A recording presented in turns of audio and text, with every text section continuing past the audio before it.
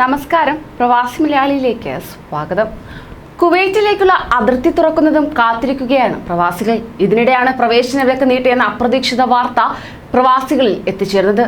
ഇതിന് ഞെട്ടൽ പ്രവാസികളിൽ ഇതുവരെ മാറിയിട്ടില്ല. ലക്ഷങ്ങൾ മുടക്കിയാണ് പ്രവാസികൾ UAE എത്തിച്ചേർന്നത്. എന്നാൽ ഇനിയൊരു അറിയിപ്പുണ്ടാകുന്നതുവരെ കുവൈറ്റിലേക്ക് വിദേശികൾക്ക് പ്രവേശനം അനുവദിക്കില്ലെന്നാണ് തീരുമാനം.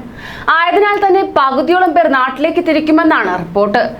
എന്നാൽ ബാക്കിയുള്ളവർ പുതിയൊരു അറിയിപ്പുണ്ടാകുന്നതുവരെ കാത്തിരിക്കാൻ തീരുമാനിച്ചിരിക്കുകയാണ്.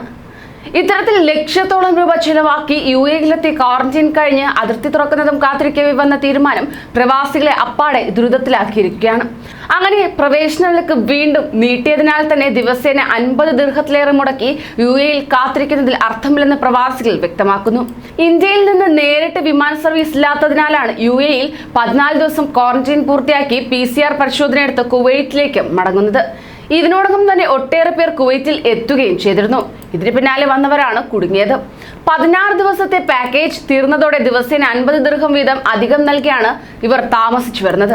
കുവൈറ്റ് ദേശീയ ദിനം കഴിയുന്നതോടെ പ്രവേശന വിലക്ക് നീട്ടിയ തീരുമാനത്തിൽ മാറ്റമുണ്ടാകുമെന്ന പ്രതീക്ഷയിൽ ഏതാനും ദിവസങ്ങൾ കൂടി കാത്തിരിക്കുകയാണ് പ്രവാസികൾ ഇവരും. ഇത്തരത്തിൽ 2 പ്രാവശ്യം കുവൈറ്റിൽ പോകാനുള്ള തുക ഇതിനോടകം തന്നെ ചിലവായി കഴിഞ്ഞു. ഇനിയും പിടിച്ചു നിൽക്കാനാവില്ലെന്നാണ് പ്രവാസികൾ വ്യക്തമാക്കുന്നത്. അതേസമയം മുമ്പ് കോവിഡ് വ്യാപനത്തിന്റെ പശ്ചാത്തലത്തിൽ നേരിട്ടുള്ള യാത്രയ്ക്ക് നിരോധനമുണ്ടായിരുന്ന 35 രാജ്യങ്ങളോടൊപ്പം പുതുതായി 33 രാജ്യങ്ങൾ കൂടി ചേർത്തിരിക്കുകയാണ് കുവൈറ്റ്. ഇതോടെ കുവൈറ്റിലേക്ക് വിദേശികൾക്ക് നേരിട്ട് യാത്ര ചെയ്യാൻ വിലക്കുള്ള രാജ്യങ്ങളുടെ എണ്ണം 68ആയി ഉയരുകയും ചെയ്തു.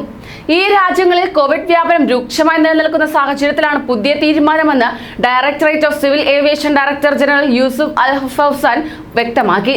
പുതിയ സാഹചര്യത്തിൽ ഈ 68 രാജ്യങ്ങളിൽ നിന്നെത്തുന്ന കുവൈറ്റി പൗരന്മാരും ആദ്യം 7 ദിവസം ഹോട്ടലിലും ശേഷമുള്ള 7 ദിവസം വീട്ടിലും ക്വാറന്റൈനിൽ കഴിയണമെന്നും അദ്ദേഹം വ്യക്തമാക്കി.